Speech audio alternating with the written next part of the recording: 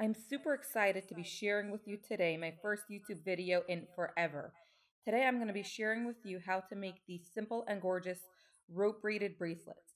These are called Kumihimo bracelets and they use a simple cardboard disc to make a very mindless and repetitive braid. You're going to start off by measuring 8 strands of thread. I used 4 different colors to start, around 3 times, give or take a little extra, the size of your wrist. Knot them together and insert them into the center of your kumihimo disc. Then you're going to place your threads. I use them in 2 sets of colors, in sets of 2 strands of the same color, and put them on either side of the dots. These dots are positioned at where you would have the 12, 3, 6, and 9 on a clock. So it's at 90-degree angles from each other, and you just slide it in between the like sort of tabs into those notches on either side of the dot positions. You're going to start off holding your disc so that the 32 is at the 12 o'clock position, and then the rest of the dots are at the other 3, 6, and 9 positions. And you can see I have 4 groups of 2 colors. You can do this all different ways, and that will determine how your pattern comes out. As you work, you'll be turning your disc clockwise every single time. All right, so we're starting at the 32 position, and you're going to start by taking the right thread and moving it to the right of the bottom set of threads. Then you're going to take the left thread from the bottom and move it to the left of the top set of threads. And each time you insert it nicely into the notch, and this is what you're going to be doing with every turn. So you turn it 90 degrees clockwise, take the one from the right, move it to the right of the bottom. Take the bottom one to the left and move it to the left of the top one. And again, you're going to turn it clockwise, take the right from the top, move it to the right of the bottom, and then take the left from the bottom and move it to the left of the top. Turn again, take the right from the top to the right of the bottom ones, take the left from the bottom and move it to the left of the top ones.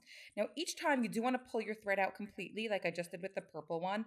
Otherwise, you're going to have like a secondary weave at the end of the threads. And now you can see there's sort of like an overlapping weave in the center. This will slowly form your design. And if you flip over the disc, you'll see your pattern start to form. So you're just constantly repeating the same movement until you feel like you have enough of a bracelet formed and it's long enough to fit basically around. All right, so now that you're done, you're going to remove all of your threads, and it might loosen a bit in the center, but you don't need to worry about that. It'll be totally fine. The most that'll come out is your last weave. And then you're going to just take all your threads again and tie a simple overhand knot to finish off your bracelet. Now, if you'd like, you can simply finish your bracelet here and tie it around your wrist like we always did with those traditional friendship bracelets that we made as kids. However, if you'd like, you can finish it off more professionally like I like to do. If you're going to do this, tie a very tight knot. Don't leave too much thread hanging. You could simply trim it wherever you'd like. Um, I did use simple end core tips to finish mine off. However, you may prefer to use ribbon crimps, and you should definitely use bigger core tips than I did. I'm going to link some supplies in the comments below, just to help you out getting the right things. So you simply put your cord end over the knot. You can glue the knot if you want it to be more secure. You probably should. And then you're just going to trim off any little excess. And then you're going to do this on each end. And then you're going to attach a jump ring to each end. To this jump ring, you're going to attach a clasp on one side and then a chain or a few additional jump rings just to make sort of an adjustable bracelet on the other side. And that is it. So I'm going to show you all my final projects, and I'm going to show you close-ups of the weave. And don't forget to check all the link supplies in the comments so you know what I use. And of course, subscribe so you don't miss the next one.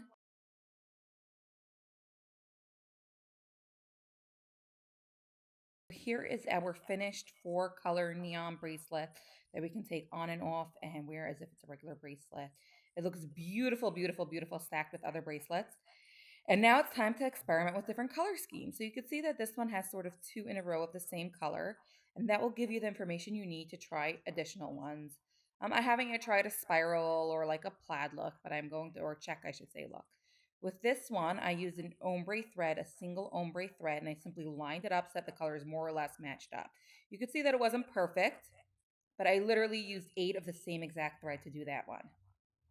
With this one, I chose 4 colors that were almost identical to give it a monochromatic, sorry, look, but with very, very, very subtle texture so that you get that little bit of variation. And here you can see I stacked it with just regular silver bracelets, and it's just so much fun to add a pop of color to your accessories for the day. This is such a fun, mindless bracelet that you can literally just have something to do with your hands while you're doing anything else. I hope you had a lot of fun learning how to make them.